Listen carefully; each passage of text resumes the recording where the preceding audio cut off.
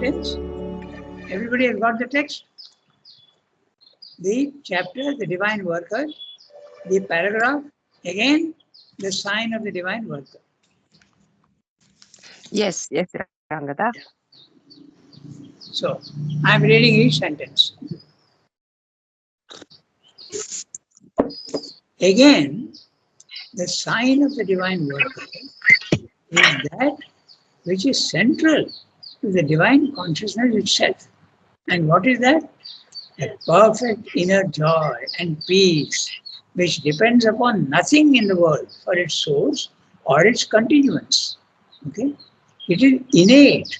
It's not caused by the physical world. It is something innate in itself. It is the very stuff of the soul's consciousness. It is the very nature of divine being. And what is that? Joy and peace. There can be peace without joy. It can be neutral. But this divine worker's peace is a perfect, calm, quiet joy. Not a very boisterous joy, but a very calm, quiet, undisturbed joy. Joy and peace. At our level, where peace is very rare, and joy can be very boisterous. It can be very loud and very unsteady also.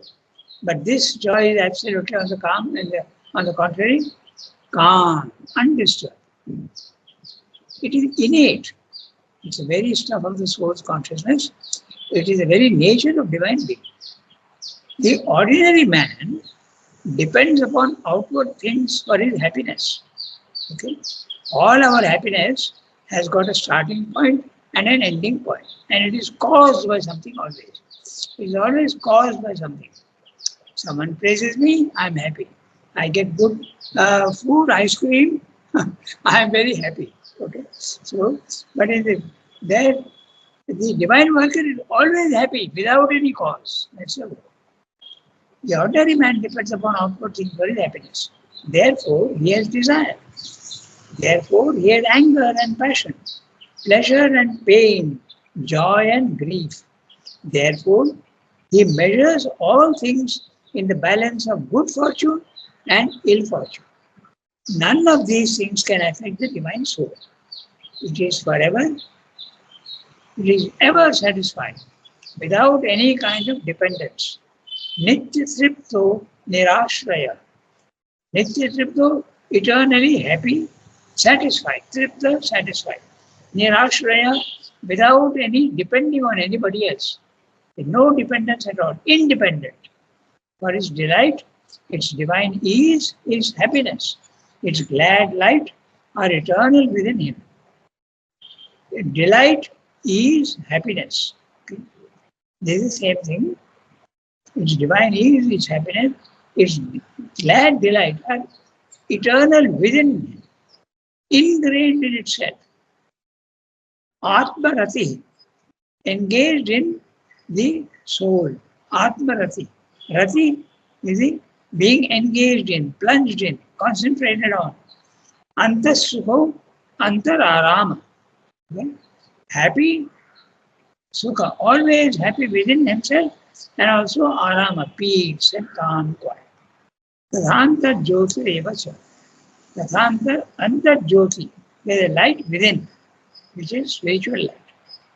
What joy it takes in outward things is not for their sake, not for things which it seeks in them and can miss, but for the self in them, for the expression of the divine, for that which is eternal in them and which it cannot miss. We discussed last time the self in them. So that is also very interesting. When you, in the Brihadaranyaka Upanishad, there is a story of a sage, I forget the names now, okay? And he has two wives. And he says, I'm going to give up the physical world, so I will distribute all my property between the two of you. One of them doesn't say anything. The other one says, okay, you are saying that, but will it help me to get to Brahman? So he says, no. So he starts a whole conversation with her, okay? And he tells her what love is. Love, he says, when one loves the wife, okay, that's in the Brihadaranyaka Upanishad. When one loves the wife, it is not for the sake of the wife, but for the sake of the self. Now, there is a double meaning. Last time we discussed it. At our normal human level, when we love somebody, it is for ourselves that we love. We demand always. It's very rarely for the other. A little bit of a uh, true love in human beings can think of the other more than oneself. That is possible. Even then, it is always self-centered. Okay? You can think a lot of your loved one and do everything for her also, but there is always self-centeredness. Okay? But the spiritual man, on the contrary, never wants to do anything for himself. His love is entirely for everything in the outside world, including his wife. Okay? That's the Brihadaranyaka Upanishad. I go to the next sentence. It is without attachment to their outward touches. Okay? Outward touches, bahya sparsha. Okay? That which comes from outside. And that which comes from outside can be words, can be forces, can be sensations, and it can also be influences, subtle influences that come. Okay? Anger, jealousy, envy, all these things are, we know very well that they are actually contagious. So, when someone is angry, that contagion can come into you. So, all these things, the divine worker is not at all affected by them. It is without attachment to their outward touches, but finds everywhere the same joy that it finds in itself. Because itself is theirs. Now, what is meant by finding joy in things outside? It means that you see the divine element in them. And the divine element can be of beauty, of structure, of the way it is built, the skill in things, or it depends on the person who is it. But everything outside in the physical world will be attractive to you, attractive in this sense that you will see that it will be a source of beauty and joy for you. That's what is meant by that.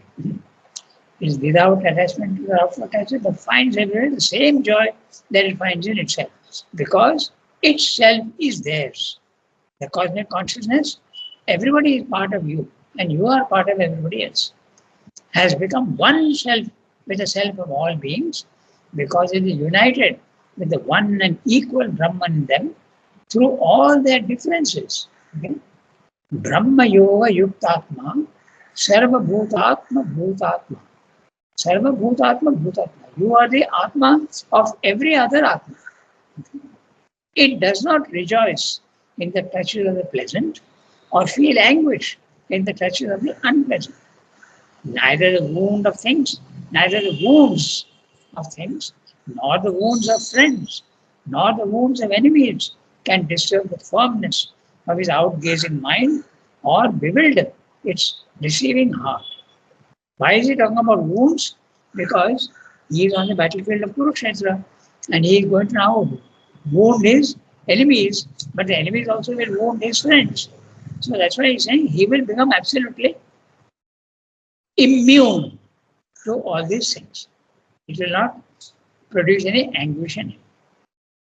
Neither the wounds of things, nor the wounds of friends, nor the wounds of enemies can disturb the firmness of his outgazing mind and or bewilder its receiving heart. Neither outwards nor inwards. Okay, that comes in. Srimad often speaks about the outgoing and the ingoing. This soul is in its nature, as the Upanishad puts it, avranam. Avranam without wounds. That's again another reason why Srimad is using the wounds. Okay, avranam without wounds in the Isha Upanishad, verse 8. Okay? Without wound or scar. In other words, absolutely pure and single. A wound would make it uneven, so it cannot be one. It cannot be even. Without wound or scar. In all things, it has the same imperishable ananda. Sukham akshayam, Ashnuti. He enjoys Akshayam Sukham.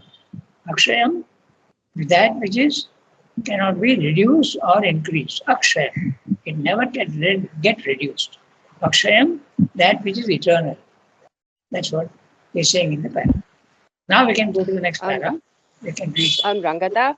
Yes, yes, Sangeet. So I have a question. Yes. Go So ahead. Ananda here is impersonal Ananda. Uh, if you are taking ananda in things and people, it becomes a little personal. Nah? Mm. An impersonal ananda is more abstract, more vague, without any cause. But here, he's saying you are seeing in things, everything in the physical world, even objects, are giving you ananda. So the ananda, which is that impersonal ananda, is in the self. But here, in the physical world, it's not that impersonal. It is impersonal, but it takes a personal form. I can take pleasure in a beautiful face. I can take pleasure in a beautiful flower. I can take I can take pleasure even in a stone to see its color, to see its smoothness. Everything becomes a joy. Okay? So I can't exactly say that it is impersonal. Yeah? Okay. Yeah. Okay. Thank you. Yeah. So, Suki, you read the next Yes. one? Yes, I will read. Yeah. That equality. That equality, impersonality, peace, joy, freedom do not depend on so outward a thing as doing or not doing works. The Gita insists repeatedly on the difference between the inward and the outward renunciation, tyaga and sannyasa. The latter, it says, is valueless without the former, hardly possible even to attain without it, and unnecessary when there is the inward freedom. In fact, Tyaga itself is the real and sufficient sannyasa. He should be known as the eternal sannyasin, who neither hates nor desires, free from the dualities, he is happily and easily released from all bondage. The painful, the painful process of outward sannyasas, dukkam abdum, is an unnecessary process. It is perfectly true that all actions, as well as the fruit of action, have to be given up, to be renounced, but inwardly, not outwardly, not into the inertia of nature, but to the Lord in sacrifice, into the calm and joy of the impersonal, from whom all action proceeds without disturbing his peace. The true sannyasa of action is the reposing of all works on the Brahman. He who, having abandoned the attachment, acts reposing or founding his works on the Brahman yadhaya karmani, is not stained by sin even as water clings not to the lotus leaf. Therefore, the yogins first do works with the body, mind, understanding, or even merely with the organs of action, abandoning attachment for self-purification, sangam tyaktibatma sutaye. By abandoning attachment to the fruit of works, the soul, in union with the Brahman, attains to peace of wrapped foundation in Brahman, but the soul not in union is attached to the fruit and bound by the action of a desire.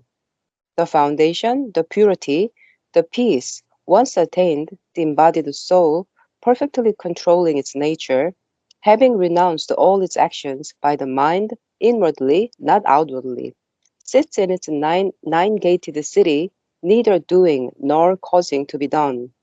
For this soul is the one impersonal soul in all, the the all-pervading Lord, Prabhu Vibhu, who, as the impersonal, neither creates the neither creates the works of the world, nor the mind's idea of being the doer.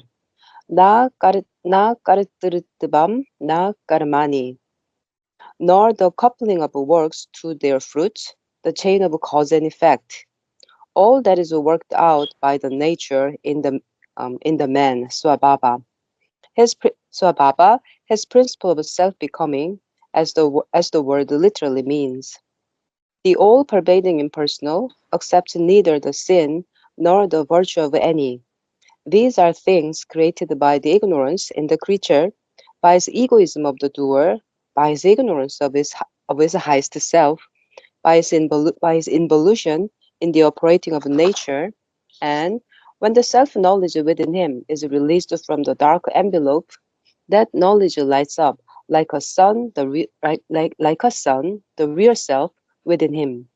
He knows himself then to be the soul, supreme above the instruments of nature, pure, infinite, inviolable, immutable. He is no longer affected, no longer does he imagine himself to be modified by her workings. By complete identification with the impersonal, he can, too, release himself from the necessity of returning by birth into her movement. Big para, more than a page, and full of all sorts of things which have to be discussed. So as usual, Shem goes in one sentence also, he puts in so many phrases with so many things. So very interesting that. So let's see what he's saying. Basically here, there is a discussion about the inner renunciation and the outer renunciation. Tyaga and sannyasa. Nyas, the root nyas means to lay down, to abandon, to put away. Okay? So sannyasa is a outward putting away of things. When he becomes a sannyasa, when he gives us his family, and sometimes it goes even to the extent of even giving up clothes, as in Jainism. Okay? So it goes so far. Even it happened with Raman Maharshi also. He completely gave up all his clothes, all his life. He had only a loincloth and nothing else, no clothes at all. Okay? So that's a sannyasa. But the tyaga is cutting the link inside yourself with the attachment to everything. And if you cut the link inside yourself with the attachment to everything, then whether you do outer sannyasa or not is not important because you're not affected by anything at all. It's like I'm sitting here and someone is crying in the street. I'm not affected because it's not bothering me. So exactly all the things outside which you had attachment for, now you are not attached to it, then it makes no difference to you whether they are there or not there. That's a big difference between the tyaga and the sannyasa. There is a good deal of discussion in the Gita also. And Arjuna becomes very keen to know what are the signs of the real tyaga. And Shri Krishna tells him, Yeah, sometimes, yes, Ranganath, sometimes this becomes a negative also, no? That you yes, are that's not right. interested. Mm. It can become negative, and not only that, it can also be hypocrisy. Okay? You want Yeah. to show people how unattached you are, and you give up, but the attachment is there inside yourself. Okay? Mm. So Yeah, this discussion how to know whether it is, how can one know? by honesty, by absolute honest scrutiny of oneself. Absolute honest self. Sirna uses the words absolute self-criticism. You have to be absolutely objective about yourself. But one thing, you can never be objective fully about yourself in the physical world. You can become only absolutely objective about yourself when you go to the self. Because at that time, nothing is affecting you. But so long as you are in the body, the soul is in the body, objectivity is possible to a certain extent, but never fully. However sincere you are, and however honest you are about yourself and your own defects, it can never be 100%. Mm-hmm. But the moment you go to the self, you are watching only, you are the witness, you are the sakshi, and a sakshi sees everything exactly as it is. Now that's interesting because when sometimes a yogi is given the idea of sakshi, what is sakshi? The image of the camera comes in. Okay? The camera sees exactly what is there outside without emotion. It's a machine. Whereas when you see something, your emotions also interfere with you. Okay. This he has discussed also in the national value of art, where you have to teach your the physical mind, the manas, and the vital mind not to mix with each other. Okay. The mind also mixes with the vital. It should not. Its function is to think objectively, but it does not do that. It always supports the vital. So this is a very interesting thing. They, you can never be fully objective about yourself. Of course, there are people who are absolutely no honesty at all about oneself, but there are those who are very keen observers. They do observe things in themselves which are defective, which are not the right movements at all. But it's very subtle. These movements hide themselves.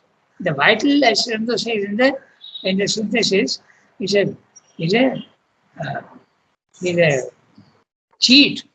Okay? He's a what is the word he uses? He's an imposter. He puts on airs. Okay? The ego is something unbelievable. And when you catch yourself doing that to yourself, then it's a great discovery. And if you are really sincere about it, you will enjoy that whole process very much. Okay? You are hiding things from your own consciousness. So that is what Tarika said about it is outward, but also it can be hypocritical. And however much you try honestly, you can never be fully honest about yourself. Okay? Anyway, so let's get back to our text. Tyaga and sannyasa. I am reading each sentence. That equality, impersonality, peace, joy, freedom do not depend on so outward a thing as doing or not doing works. It's a very outward thing, doing or not doing works. The Gita insists repeatedly on the difference between the inner and inward and the outward renunciation, tyaga and sannyasa. Tyaga is the cutting of the link within yourself to outward things. And sannyasa is giving up physically things. Okay? You give up clothes and put on an ochre robe. In India, when you put on an ochre robe and move out, you are supposed to be a sannyasi. You can recognize people by their clothing, the garb. The latter, which is sannyasa, which is the outward movement, it says is valueless without the formal. We have the in Jainism also that is there, and they practice total sannyasa, completely give up everything, no clothes even. And there, of course, there are two types, Shvetambara and Digambara. So Shvetambara, they wear white clothes, no colored clothes at all. So, not to be attracted by colored clothes. Shilpa knows all about Jainism. She is very interested in. She is a Jain herself, right? Shilpa, you are a Jain.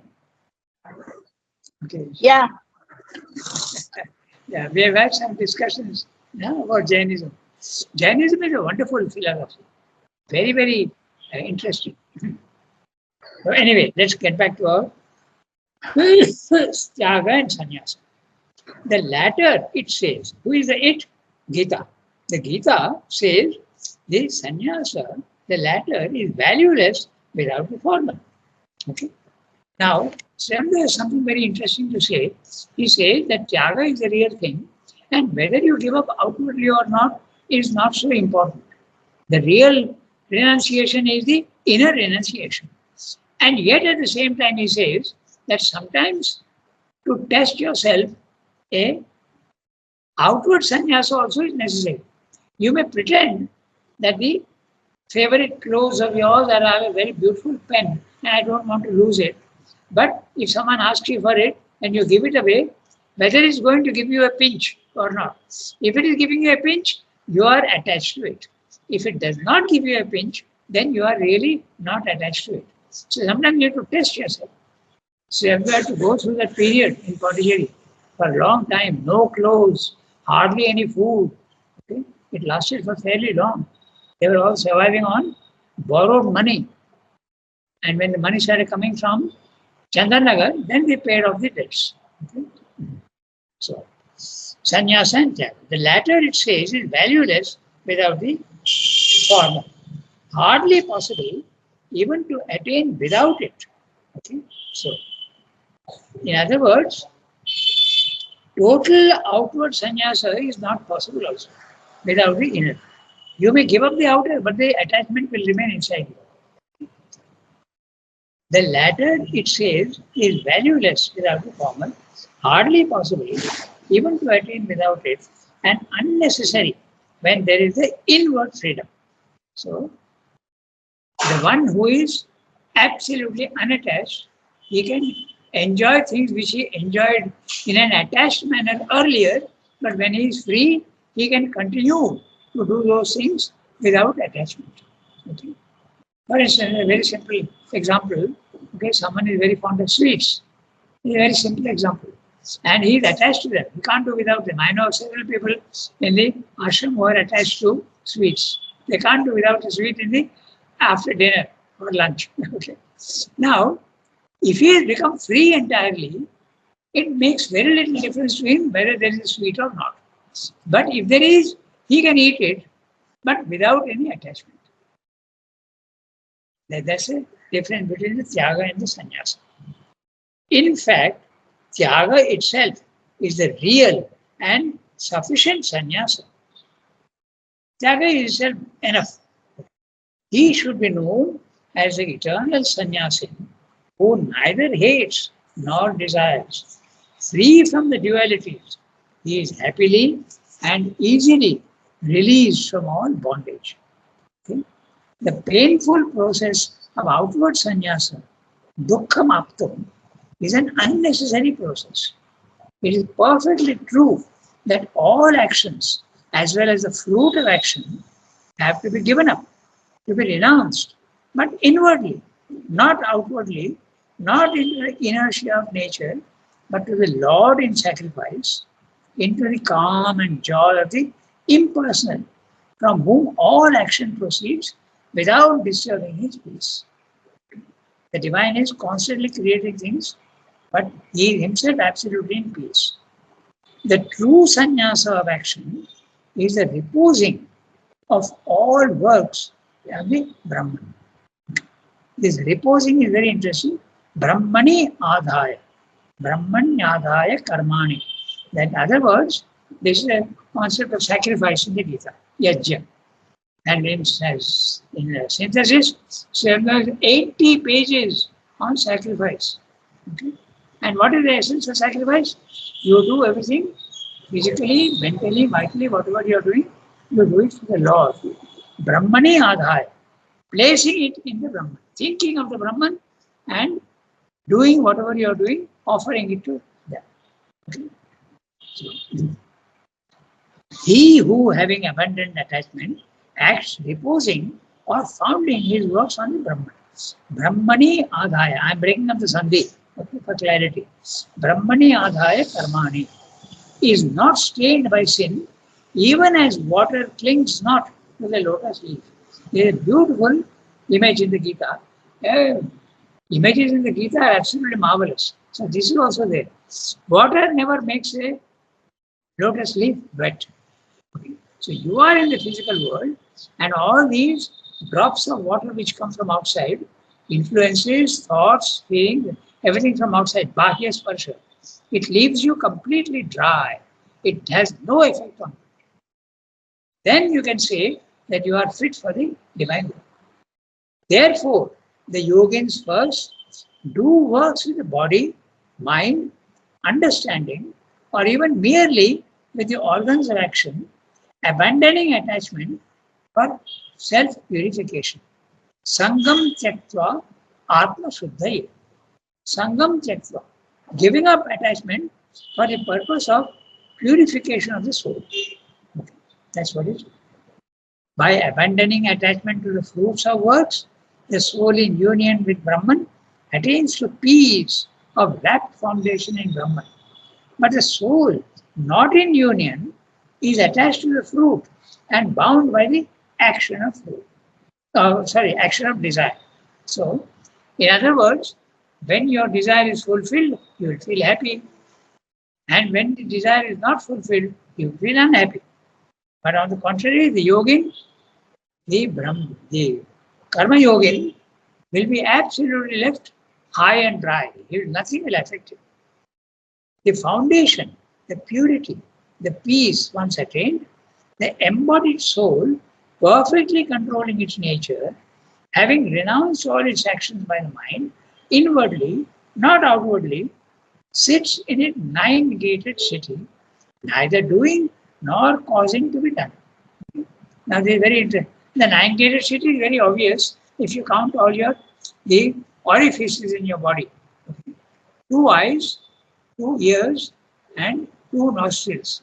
That itself comes to 1, 2, 3, 4, 5, 6, 7, your mouth, and the two organs at the lower end of the body, 9. So they are the nine-gated city.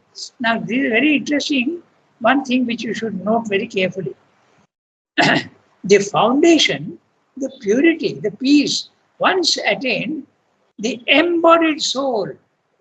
The problem with the embodied soul is it is prisoner of the body, mind, life, and that is where the attachment comes in. But the disembodied soul usually has no attachment, usually. Okay? But there can be attachments, like when a person is very attached to the children or the house and things like that. Then the vital being does not dissolve. Okay, that also is possible. But very clearly, Srimad is saying embodied soul, the soul in the body. But Ranganath, yes, tell me. Ranganath, one question. Yeah. That is the vital being which is attached, not the soul, no? No, that's you have to understand. When the soul is in the body, mind, life, it is moha. It is confused because it identifies itself with the body, mind, life. It's a soul which is identifying itself with the body, mind, life. It is essentially divine, But when it comes down, it plunges itself into ignorance. That is the adventure. Out of the ignorance, it has to rise into the knowledge. Okay? So, it is the soul that gets. Dada, is it the desired soul? Desired soul. It is the kamana. Yeah, the desired soul. Yes, and they use the word desired soul. When the soul is full of desires and it is in moha. Moha is confusion, and it is confused. It thinks it is body, mind, life. We all think it is body, mind, life, no? We are not even aware of our soul. So, when it detaches itself, that is the liberation. When the liberation comes, it's a soul that is now not attached to body, mind, life, and therefore free from desire, usually. Okay? But Rangada, we understand normally soul as something which is detached and which is higher, no? No. The individual soul in the body is in confusion. Even the divine, when it comes down and enters into a stone, okay, it has forgotten its divinity. Don't be confused, huh? The divine himself is confused. That's a game he's playing with himself. Okay? He says, I will go to the opposite of myself and come out. And that's a yogic process through many lives. Yes, Sanki, you want to say something? Yes, Rangada. In this sentence, this is English question. This is the English question. Here, Sri Aurobindo said, having renounced all its actions by the mind. Here, the renouncing by the mind or action by the mind. Okay. So, in this when sentence. So your question is, Sunki, you have to do that by the soul and mind, because that's the sattvic element in you. That's the highest. So normally when you do this practice, you try to separate yourself with the soul and mind. So you have to say that. So mind is renouncing here. Your mind is very important because that's the one that can give you in the Jnana Yoga. Okay, certainly it's the mind. With the mind, you try to dissociate yourself. Okay. The mind, first of all, dissociates itself from the body and the vital. That it does. But even when you are in the a sattvic person, you are still under the chain. Na? The first is a leaden chain, the second is silver chain, and the third is a golden chain. The sattvic man is attached to everything outside with a golden chain. But that chain also has to be broken. So you use the mind as the instrument of detachment. You try to do that through the mind. It's the mind that tries to separate itself from Prakriti. Okay? Dada, Ah, Dada, yes. that means in Jnana Yoga, mind is the main driving element, and in the Bhakti Yoga, vital is the main driving element, and in the Not really Karma vital, Yoga, not really vital, but the psychic. Okay? Yeah, psychic. yeah, that's right. You try. From the Why? very one thing I have to ask Dada. From the very beginning in the Bhakti Yoga, is the psychic opening is there from higher No, vital? The no, seeking will be from the higher vital, I think. no, it is not there. You have to try to get it through the vital. The higher vital, not the lower vital. The higher vital. It is even when we have ordinary devotion, it's a vital. It's the emotions in you, but not the lower vital, the higher vital. So what you said, Shima, is correct. That you try first of all in the Bhakti Yoga with your emotions. I wouldn't use the word vital because the vital can be lower vital also. It is absolutely unwilling to change itself. But the higher vital with its pure emotions, okay, it turns towards it, but there is a psychic influence from behind. If the psychic influence is not there, then Bhakti Yoga is very, very long path. If the psychic influence is not there. So basically what you said is Ranganath, right. Jnana Yoga uses the mind, Bhakti Yoga uses the emotional part of it. so This is the vital. Ranganath, in Jnana Yoga also it's a higher mind, no, not the lower mind. No, when you use the word higher mind, it's a technical term which is outside the body mind life. So you must say Okay. that the pure reason, if you say that's correct. Okay. Yeah. Yes, you are right, Pallavi, but you have to use the right technology, technical terms. Sorry. The physical mind, the vital mind, and the pure mind. So what you're saying is right. You have to use the pure mind. You have to discriminate between that which is real and that which is unreal, and that only the pure reason can do. The objective part of it, rationality. That's right. Yes. Rangada, Yes.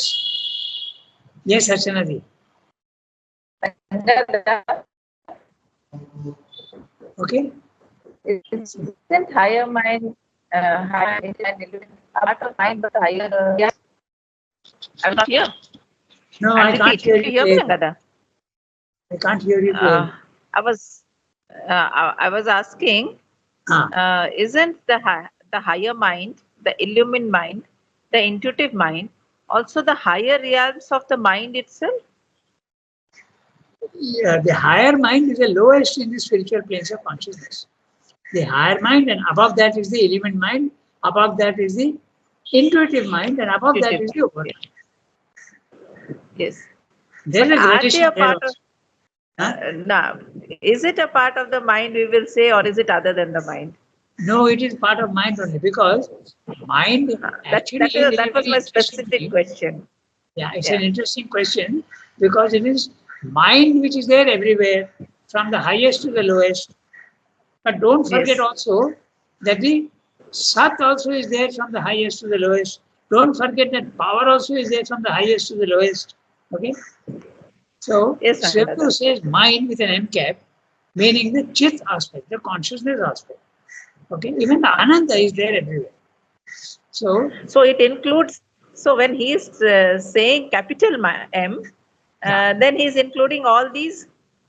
now he's including the principle of mind, not located That is anywhere, correct. but can be located No. anywhere. Okay, Yeah. thank you. Yes. And we have already come to 8:39.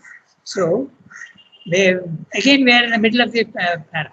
Okay, so we'll have to start next Saturday from this one.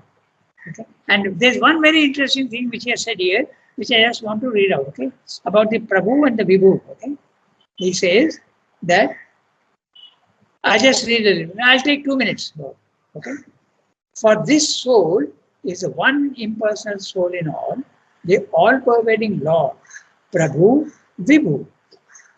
Prabhu is the one who is seated above, and Vibhu is the one who is the Lord in the universe. Because V means wideness. V is always going outwards.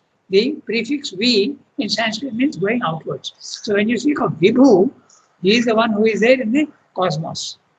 The divine in the cosmos is Vibhu, who, as the impersonal, neither creates the works of the world nor the mind's idea of being the doer.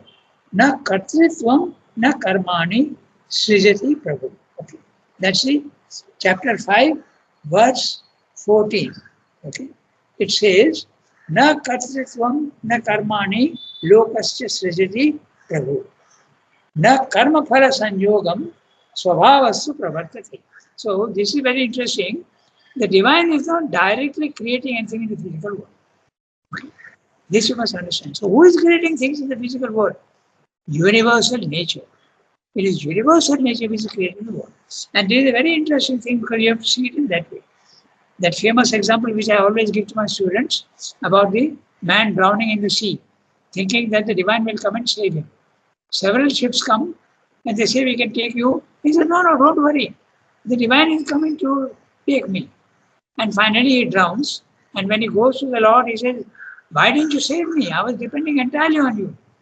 Then the divine says to him, I sent 5 ships to you. Why didn't you take advantage of that? So this story is exactly make you understand that the divine does not do anything directly in the physical world. He does it through his representatives. It is nature that creates things in the physical world, not the divine. Okay? Not the divine pure, not the transcendent divine. The transcendent divine stands outside the universe. So this is very clear in the chapter 5, verse 14. Na kartritvam, na karmani, lokasya srijati prabhu. The Prabhu, the Lord, does not create works and the worker does not. It is the nature that does that. Okay? This is a very important principle we must remember. Okay? Just as in the physical world also, the managing director of a company does not run any machine on the factory floor. He sits up on the 4th floor or 5th floor and directs everything. And he does the action work is done through assistant managers and supervisors. It's exactly the same thing that happens with the divine also. Transcendentally, he creates the cosmic divine and finally he creates the individual divine in the physical world. But by that time, he is not the divine himself. He is a divine who has forgotten himself. That's our case. Okay? I've gone 3 minutes beyond our time. We'll have to stop here. Any other discussion only next time. Okay?